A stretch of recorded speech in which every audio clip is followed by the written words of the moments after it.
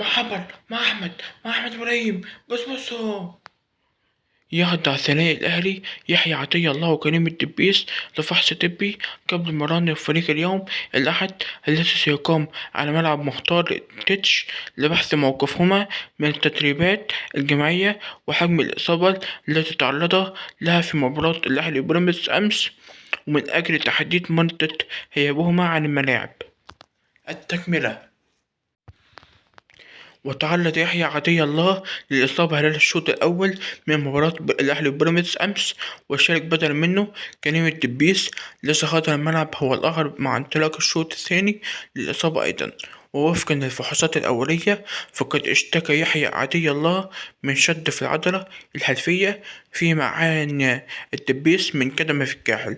وتعادل الأهلي مع بيراميدز 1-1 بهدف لمثله في اللقاء الذي جمعهما مساء أمس السبت باستاد الدفاع الجوي في الجولة الثانية للمرحلة النهائية من بطولة الدوري الممتاز. من جانبه أكد مارسيل كولر المدير الفني للأهلي أن بطولة الدوري لم تحسم، وأن الفريق سيبذل أقصى جهد في كل المباريات القادمة حتى آخر مباراة في البطولة. وقال المدير الفني خلال المؤتمر الصحفي: مباراة الأهلي وبيراميدز أمس كانت قوية خلال الشوط الأول، أداؤنا لم يكن حدا، وتحدثنا مع اللاعبين بين الشوط المباراة الأول والثاني لتصحيح الأخطاء. التكملة. لتصحيح الأخطاء وضعف تحسين أداء الفريق في الشوط الثاني، وسادت محاولاتنا الهجومية بعد طرد اللاعب بيراميدز، لكن استقبلنا هدفا بروح البطل استطعنا أن ندرك التعادل.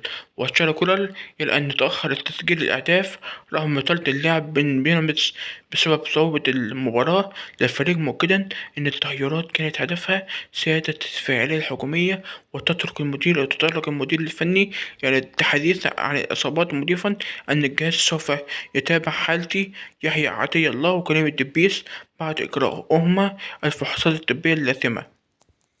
بس كده يا جماعة نرجع لكم تاني في أخبار جديدة. وإن شاء الله ربنا يشفي المصابين من الأهلي، وأي خبر جديد عن الأهلي هنشرحه لكم هنا. تابعونا عشان تعرفوا كل جديد، ولايك وشير كومنت حلو كده على ذوقكم، وحفظ الفيديو وشير عشان تعرفوا لكم الدال على الخير كيف حلو. وإن شاء الله ربنا يشفي جميع مصابين الأهلي. اللهم آمين يا رب العالمين، اللهم آمين يا رب العالمين يا رب. ونرجع لكم في أخبار جديدة. معاكم أحمد إبراهيم، وشكرا.